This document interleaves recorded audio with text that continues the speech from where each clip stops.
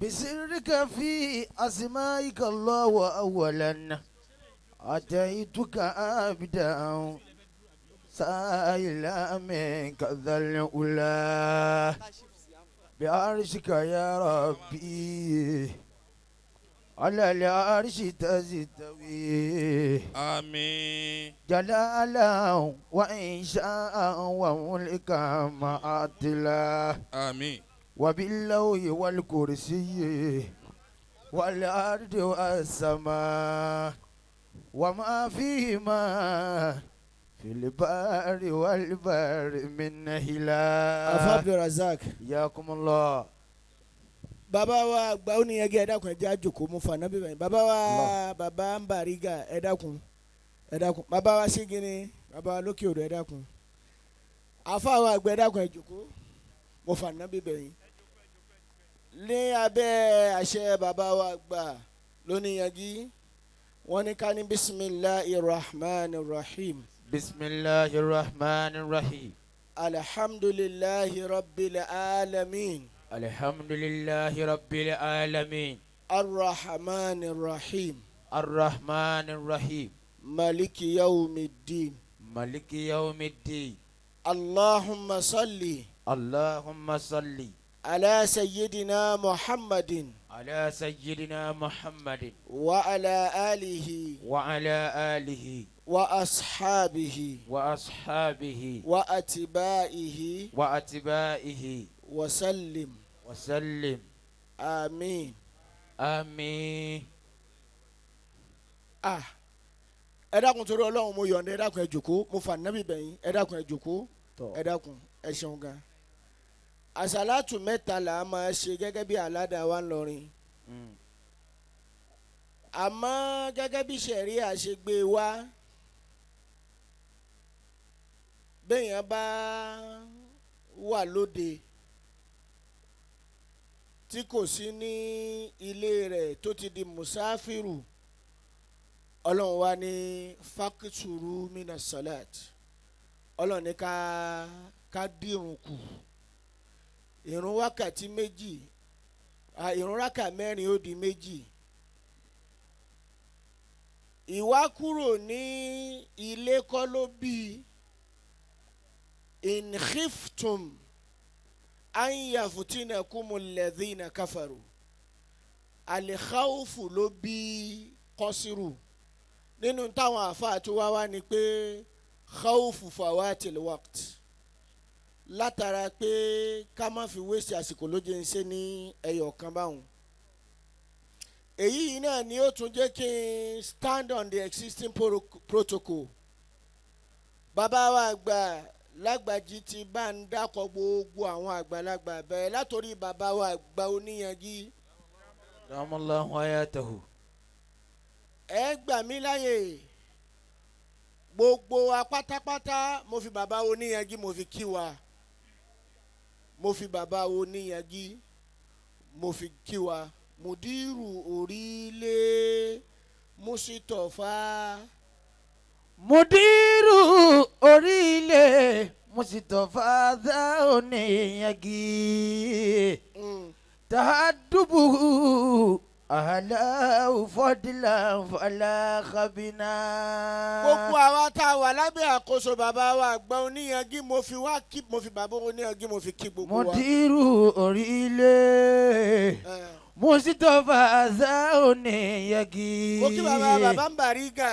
Tahadubu àfa wa àgbà. ahalau fọdílà fọlá kabina. ibi títí ń bọ̀ náà nu ó ṣe déédéé. àfa wa àgbà Ahmadu Labib ìjọba mo kí yín mo kí àfa wa Satar mo kí àfa wa Alabutawi gbogbo ẹ̀yin bàbá wa Ṣígínní bàbá tó bí wọn right hand bàbá tó bí mi ni wọn Mudiru orílẹ̀. Mudiru orílẹ̀ Musitọ̀fà Oníyangí. lókè odò mo kí yín ọlọ́mọṣàbá wa kí yín o. Tahadubu ahalau fọdílà fọlá kabina. bàbá wa inú rídọ̀. Damallahu hayatahu. gbogbo àwa tá a wá jókòó ẹ dákun torí àsìkò tó ti lọ ni torí ẹ̀ ló jẹ́ kí n kọ́ńtró sí gbogbo bí bàbá wa Làbíbù Lágbàjì bí wọ́n ṣe kí òǹkálùkù mo kọ́ńtró sí rẹ̀ mo wá kọ́ńtró bí fi rẹ̀.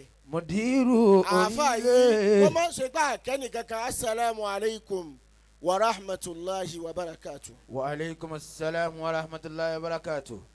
ẹ jẹ́ mi ó ṣàdúà àwa náà la ní tá à ń ṣe lónìí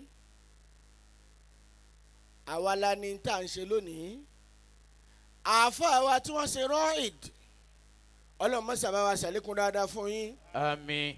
wọ́n sọ̀rọ̀ ìmọ̀ àti làákàyè bẹ́ẹ̀mi bá sì ń lọ wá sí èmi èyí sábà ní tọ́pìkì tí wọ́n bá fún mi tí n bá déjòkó níwàá mú tọ́pìkì bẹ́ẹ̀ yẹn bá wá wo ń tà àáfà wa sọ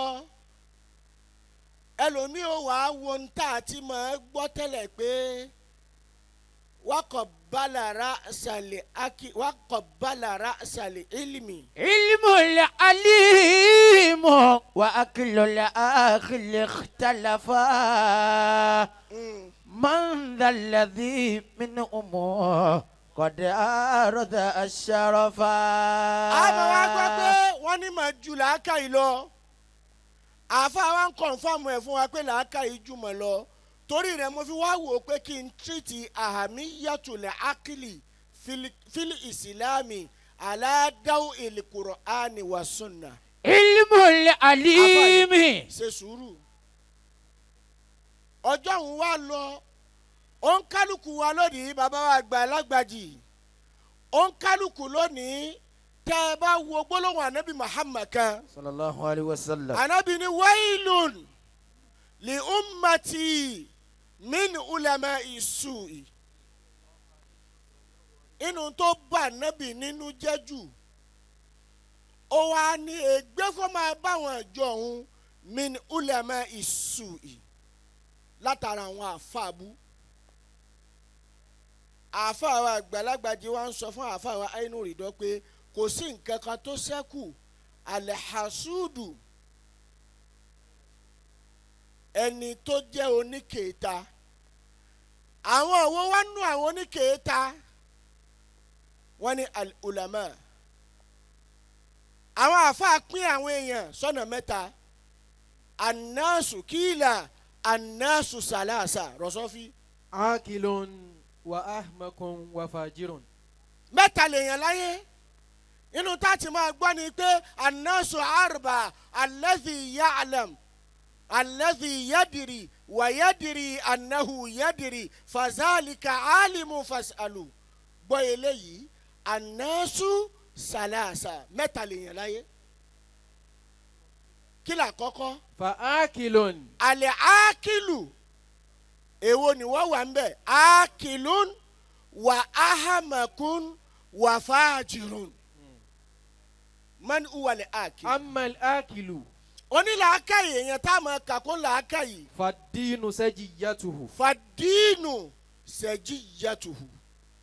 ìntẹ́ẹ̀fì mọ́ ẹ̀sìn ní priority rẹ̀ yóò prioritize ẹ̀sìn wàdínù bìjáhálín kéèyàn ó máa ṣẹ̀sìn pẹ̀lú àìmọ̀kan lọ́dọ̀ àwọn àfọ oníṣẹ̀rí àkòwọlé torí wípé ṣèyítánì náà ó ṣẹ̀sìn àmọ́ ó ṣe bìjáhálín làfọ onítàlímù fi ń sọ yìí pé fasadun kẹbírún alimu mutahatikun wa akibaru minihu já ìlú mutanasiku filẹ̀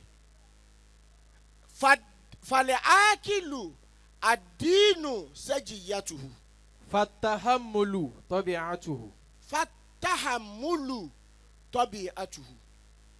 àfàwọn àgbà bàbá ní kẹ́ ẹ ṣọ́ra fáwọn àwọn oníkèéta ọ̀nà wo lẹ́wàá gbà tẹ́ fi ṣọ́ra fáwọn oníkèéta ẹ jẹ́ kí dínù kó jẹ́ sẹ́jìyàtùk ibi ẹ̀sìn tá a ti ń bá yín náà ní ká máa bá yín wàtáhàmúlù tọ̀bí àtùhù ẹ̀jẹ̀ ó jásí wípé kéèyàn ó ní táhàmúlù alladhi yadiri walladhi yara wàyàfà àlùkà ànàhù lam yara yóò rí yóò wá ṣe bí ìgbà tí ò rí.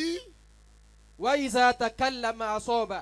wa iza takallama àsọ́ọ̀bà àwòsọ́ọ̀fù lẹ̀ ákìlì nu o àwòsọ́ọ̀fù àlẹ̀ ákìlì ó làákàyè téèyàn bá ń ṣe ìdí àwòkó làákàyè lòun tá a bá ti bá àwòsọ́ọ̀fù yìí kò sí nínú àwọn oní làákàyè a'udhu billahi minash shaitanir rajim bismillahir rahmanir rahim. أعوذ بالله من الشيطان الرجيم بسم الله الرحمن الرحيم. ẹni tó jẹ́ làákàyè ọlọ́run fà dọ́là làákàyè ju ìlímù lọ hikima ju ìlímù lọ àmọ́ làákàyè ló wà àhámù kí lọ́lọ́run ọba wí. أم اتخذوا من دون الله شفعاء قل أولو كانوا لا يملكون شيئا ولا يأكلون. ọlọ́run ọba ń béèrè istifahamu inkari yìí kí lọ́lọ́run ọba wí àáfà yìí. أم اتخذوا من دون الله شفعاء. ọlọ́run ní àṣùfàá ẹni tí ó àpìlì tí ó jẹ́ olùṣìpẹ̀ olùtẹ̀gùn ẹ rí i pé àwọn tá ń ṣe kèfèrí nì àwọn náà sọ pé má takhazuhum illa liyuqarribuna ila Allahi zulfa. ọlọ́run wá ní sẹ́yìn tẹ́ ẹ wá yìí àmì takhazuhum ṣé mímú tẹ́ ẹ mú wọn min dunillahi shufa'a àwọn wo lẹ rò pé wọ́n sì pẹ̀yìn wájú ọlọ́run. قل أولو كانوا لا يملكون شيئا ولا يأكلون. ẹ rí ọlọ́run ọba àlékè ọlá ń sọ̀rọ̀ nípa ẹni yòówù tá a máa pè ní ákìlù tó bá wá wù ú gbà mí yóò wá sọ yìí pé afala yatadabbaruna al-Qur'an. أفلا يتدبرون القرآن أم على قلوب أقفالها. ìjọ tá ànábì ń bẹ láyé inú tó bà ànábì nínú jẹ́ tí ò ṣẹlẹ̀ ń gbà náà tí ṣẹ̀ṣẹ̀ ń ṣẹlẹ̀ òun ni hajirul Qur'an. وقال الرسول يا ربي إن إن قومي اتخذوا هذا القرآن مهجورا. ọlọ́run ànábì sì sọ àwọn àfa wọn ní al-Qur'anu yukhatibu an-nasa ala qadri uqulihim. ẹni tá a máa pè ló làákàyè nínú àwọn èèyàn mẹ́ta òun náà lẹni tó jásí pé tahamulu tọ̀bí àtùwú tahamulu lànàbí ní. ọlọ́ni wa Muhammad dé ikira bísímì rabbika alladhi khalaq. اقرأ باسم ربك الذي خلق. nígbà tó ní ó wá mọ̀ tán ó wá ní fún làákàyè bó ló ṣe lò mọ́ ó ní yá ayú alimudassiru kum fa anzir wa rabbaka fakabir. وثيابك فطهر. nígbà tó wá ní ó dìde tán ànábì wá bẹ̀rẹ̀ sí í dìde ó wá rí i pé wàhálà rẹ̀ pọ̀ ọlọ́ọ̀ni tọ́ ha ma anzalina alayka al-Qur'ana litashqa. ما أنزلنا عليك القرآن لتشقى. ó tún wá pé ṣé bá a ti ní o má dara rẹ̀ láàmú lásìtà alayhim. بمسيطر إلا ما تولى وكفر. ó ní lásìtà alayhim bí musa itirim a ní o má dara rẹ̀ láàmú lórí wọn ó sì tún ní ilá máa ń tà wà lá. èwo ni ó wá ṣe ń bẹ̀ ọlọ́run tún wá ní yá ayyuha rasul balig ma unzila ilayka min rabbika fa in lam taf'al fama ballagta risalatahu wallahu ya'simuka minan nas. يا أيها الرسول بلغ أفلا- ما أنزل إليك من ربك ìtọ́lọ́run yẹn máa jẹ́ وإن so. لم تفعل فما بلغت رسالته والله يعصمك من الناس إن الله لا يهدي القوم الكافرين. ọlọ́run tún ní inna Allaha baligu amrihi gbogbo bí tẹ́ fẹ́ di ọlọ́run mú yín débẹ̀. àmín. tahammulu sajiyatuhu anabi ní farada tí e bá ṣe kó ní farada ọlọ́run ó wà á ránṣẹ́ yóò jẹ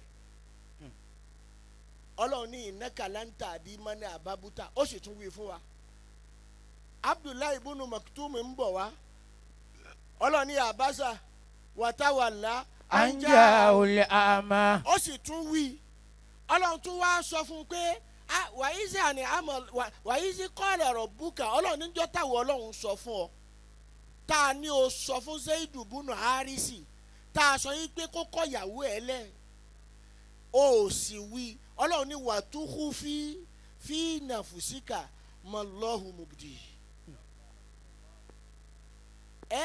tahamulu ọ̀nà tẹ́ gbà tẹ́ fi borí ọ̀tá àtahamulu bàbá Alhaji àgbà ní tahamulu bàbá oníyanjú ní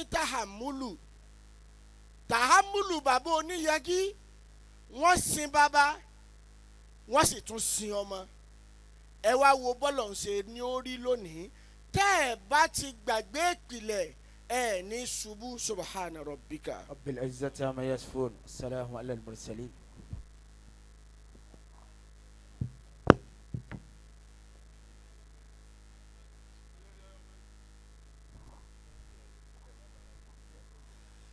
Ya Sattar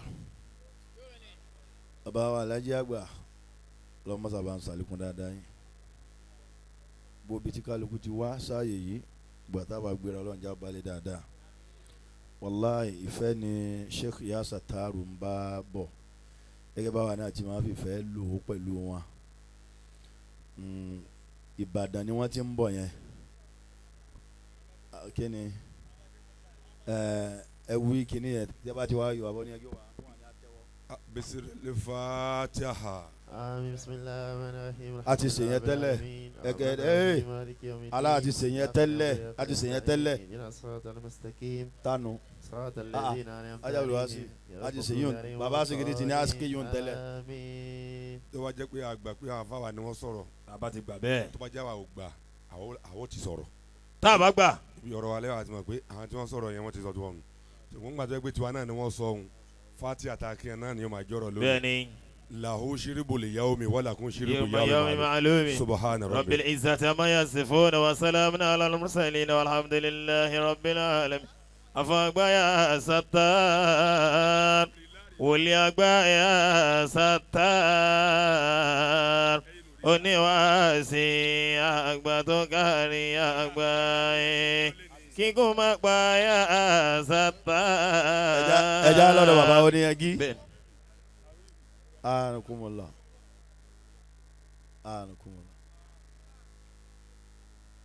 ẹ jẹ́ máa rọ̀.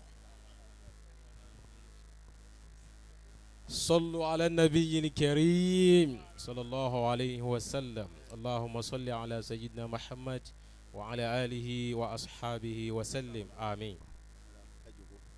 ẹ jókòó èmi náà mo lè tọrọ rẹ̀ ọmọ yín kan bẹ ibi tó ti wá Sayyida Tayyiba wá obìnrin ni ẹ wá láì gbé ẹni káwọn obìnrin ó kéwù èmi tó wá ké tí ó sì òun ló wá sí ìbánjọ́ sí ibẹ̀ lèmi náà ti rí tí mo ní obìnrin ní ń sọ lárúbá lẹ́nu báyìí àwọn yẹn tí wọ́n ń dààmú mi tí mo jòkó látẹ̀ka ẹ má gbàgbé iṣẹ́ ibi tó ti wá jìnnà nítorí àwọn bàbá wa Sheikh Labib nítorí bàbá wa Alhaji àgbà bí n ti dúró lẹ́gbẹ̀ẹ́ rẹ̀ náà rò ìṣẹ́jú méjì ò yá wí gbogbo ntọ́ ọkọ lọ́wọ́ yìí lọ́fẹ́ ká díẹ̀ má tún ha kankan má bọ̀ ha.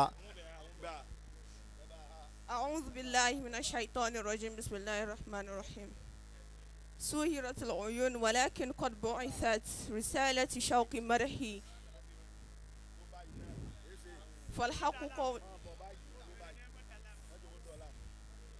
فالحق قولي لم يسعها مدى بلد فالقصيدة كما تلي ولو غابت الشعراء عن الأفق قمرها تبلج قمر الشعر في مده ذي الخطر بقلبي قبيل الحرف قلت قطاقتا فبان كثغر السن والعير قد ظفر قد امتد شوق الحبر إذ خط إصبعا لموسى فزين الحبر لا أرد عن حبر بأن يعرف البيت الذي زاره أخيه لو امتد لاز الغربة اللاز قد مذر فكم فتح الزهراء لرؤياه نحلة وراحت ففعل الريح وابن الزكا بكر أخي لا تلمني لو قصدت به مدعو وأكثر ميلي هل لألف تكن أثر فما بين لحيي الزلاقة صوغها قد إنه جاب الهجر فيه فما الخبر فما بين لحييه لئن قام من تيق الكتاب دليله فما دل أحدا من بصير الذي حجر أرى فيه برقا بشر الأهل بالمطر ونور الهدى والحق لا يدفع السمر وجدنا سبيلا نحو مجرى علوم اختفى من سطوع العشم وجهز الشرر عليه بني سبع شداد متئنة بنا الفاتحة لا صريع فيها ولا فطر ولو أن بدنو قدري كم نقص السحاب فقد حل منه مكيدا لا بذات ضجر شهدنا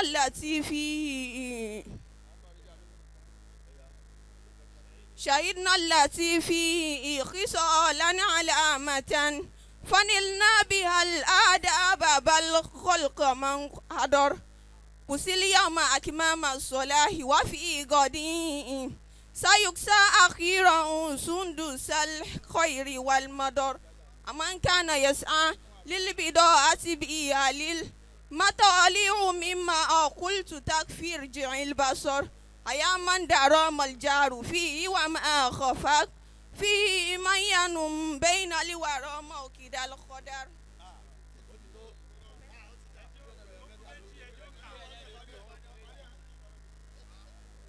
فكالصلح فامنح شيخنا طول في الحرام وكاهلوا لون الفرح عينا إذا تجر أمين فكرتي أثنى الدعاء تصيبت دعاء أجب لو كذاك الأمر ما القول لا سمر إن استخبروا في اسم المدوح يا قومنا فطيبة بيت القريد لها مقر. obìnrin nù ó ìbí a máa cherish ní tọ́lọ̀ ń bá ṣe fún yàn ẹ̀kan náà mo pàdé rẹ̀ ó sì ṣe dáadáa ń jọ́ náà lọ́dọ̀ bàbá ó ti lọ́kọ o kí lẹ́yìn sá bàbá Shehu Labib wọ́n ló ká wọn láwọn mérí báyìí pé obìnrin náà ní kéwú báyìí wọ́n lè sọ̀rọ̀ kan wọ́n láàfáà ló yẹ kó fẹ́ ó dà ipò ti lọ́kọ ó dà ipò ti márì ń gbọ́ ṣé síngù ni ọ́ ni tọ́ síngù ni ọ́ tọ́ ó lòun síngù ẹni tí ò bá sì fẹ́ náà kó bẹ̀rù Ọlọ́run ọmọ bàbá sí kìíní dà òun náà òun tiẹ̀ ti lọ tẹ̀ tiẹ̀ ó fún àwọn alájà àgbà sórí tíra rẹ̀ yìí ìṣẹ́jú méjì. Assalamu alaikum wa rahmatullahi wa barakatuh. من أين أبده والمناهج جمة بالثغر بالخدين أم بالجيد بالدور تنثره الشفاه بيادرا فواهة بالتيب والتغريد واللؤلؤ المكنون في كنف اللمى متبسما عن بارقات رعود وأصابع الخفين مسحة أسجد كالطلي في أسواكه المندود الموت في عينيك نحو ولادة من كنت أول عاشق مولودي وغرقت في حلمي لأمسي مصبحا والحلم يحمل قاربي لبعيدي فالحب إما أن أكون مغامرا أو لا أكون فيا لبيس وجودي والشعر إن أرسلته فقصيدة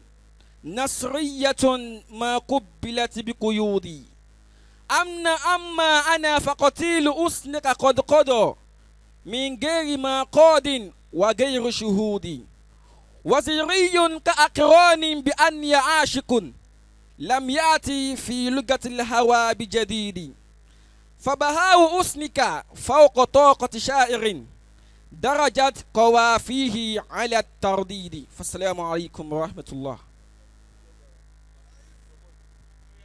Abdulsamad amaleke baba wa sigini. السلام عليكم ورحمة الله وبركاته. هذه قصيدة فعنوان القصيدة تم الجمال بكمال كمولا ناديت فكري فاستدار خجولا من عجزه عما يرام وصولا وتسمر القلم الحصوف بحضرة الموصوف قدرا واستبان لجولا ماذا يجيد الحرف والسطر إذا كان القريض مشتتا مذهولا كيف السبيل لوصف نور ساطع إن كان يصبح رسمه تمثيلا. السلام عليكم ورحمة الله وبركاته. طب بارك الله فينا جميعا.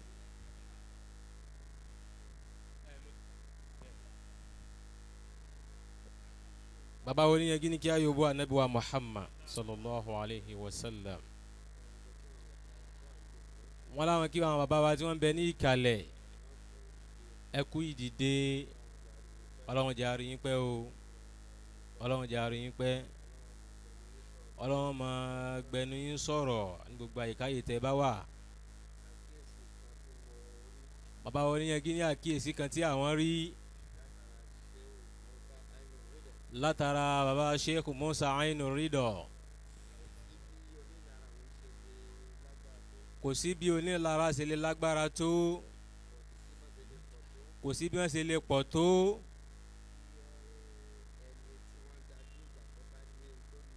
tí ẹni tí wọ́n dájú ìjà kọ́ bá ní tí wọ́n ní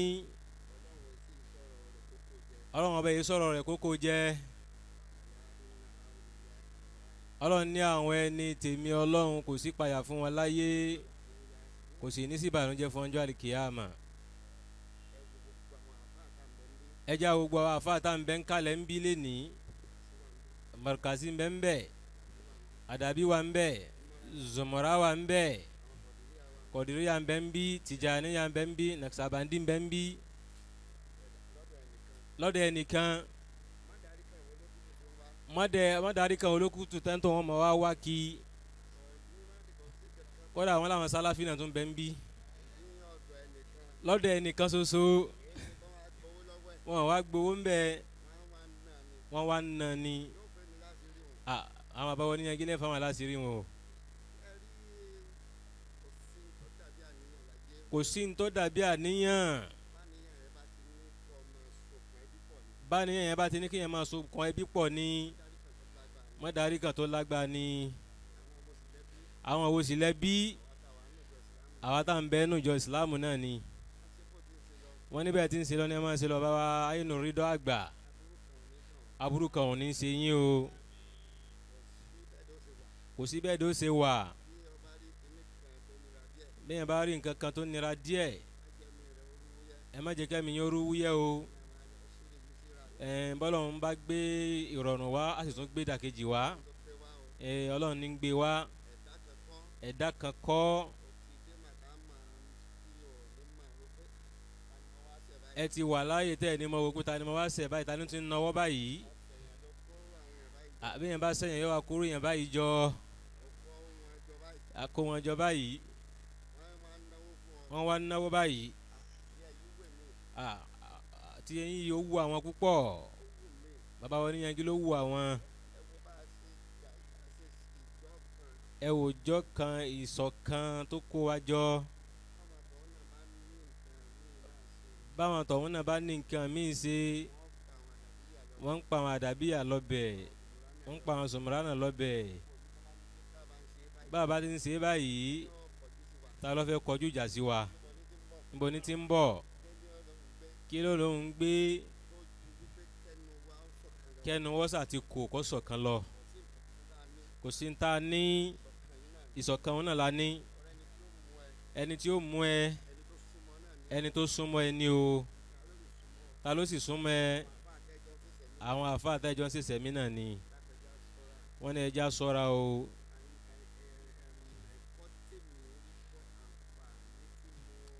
bàbá wọn ní ẹgí ní ẹ̀kọ́ táwọn rí kọ́ lálẹ́ yìí àtàǹfààní táwọn rí kọ́ lálẹ́ yìí láti bí ọdún bíi mẹ́jọ tá a ti ń wá sáàyè yìí bẹ́ẹ̀ bá dé bí gbogbo oríṣiríṣi àfa lọ́lọ́kan ọ̀jọ̀kan lẹ́ẹ̀mọ́ rí ọgbọ́n wo ni wọ́n dá sí i ẹ wá wo bí ṣe ń lọ sókè wọ́n ń yàn máa lọ sókè ni o ntẹ́ ẹ̀dá bá sì ṣe ni ó gbà ntẹ́ ẹ̀sẹ̀ lẹ́ ń gbà wọ́n ní ẹ múra sí i bẹ́ẹ̀ bá rẹ̀ ní tó fẹ́ mọ yín bínú àyà Kùránì náà lẹ́tùn ká àwọn tí ń ná owó wọn lásìkò rọrùn àtàsìkò nira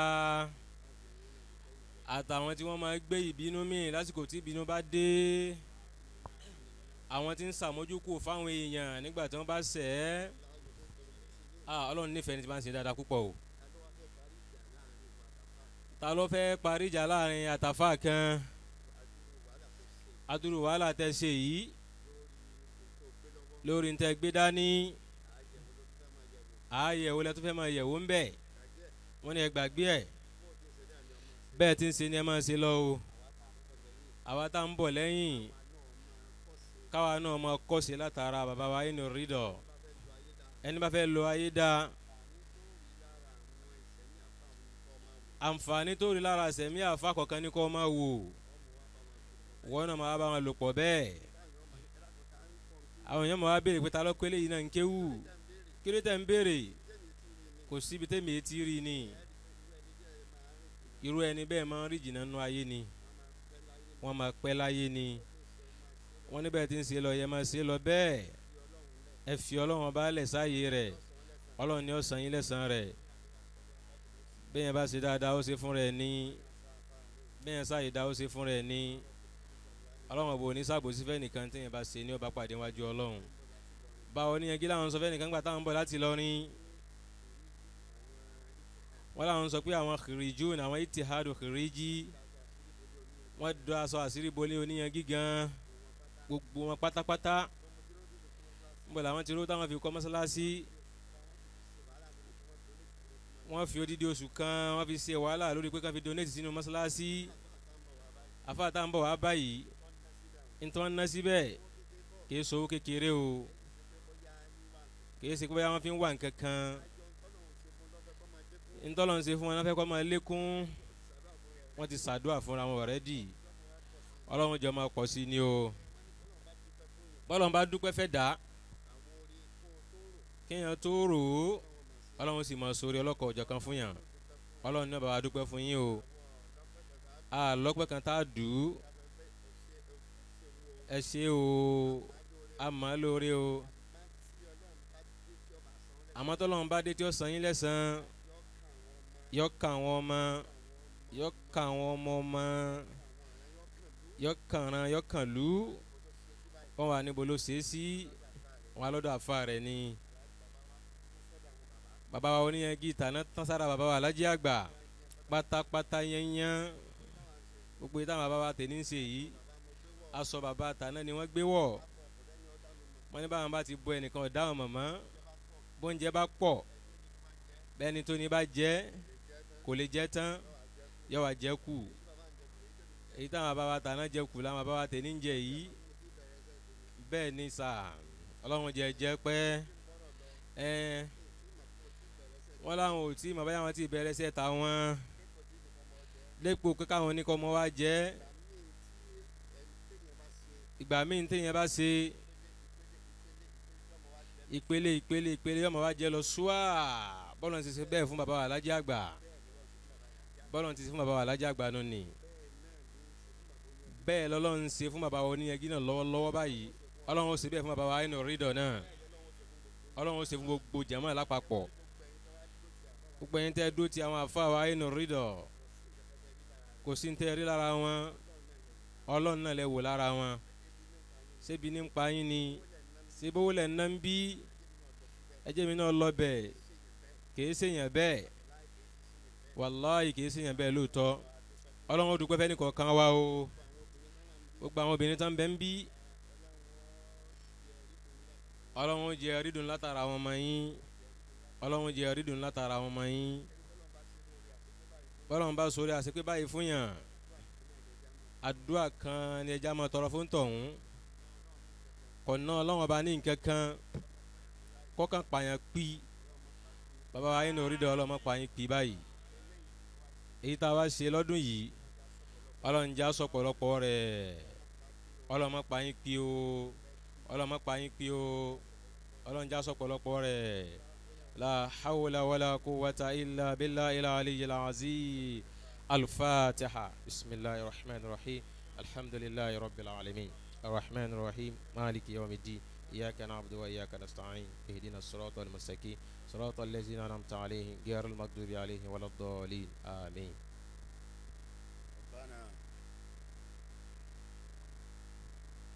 آتنا في الدنيا حسنة وفي الآخرة حسنة وقنا عذاب النار سبحان ربك رب العزة أما يصفون وسلام على المرسلين والحمد لله رب العالمين.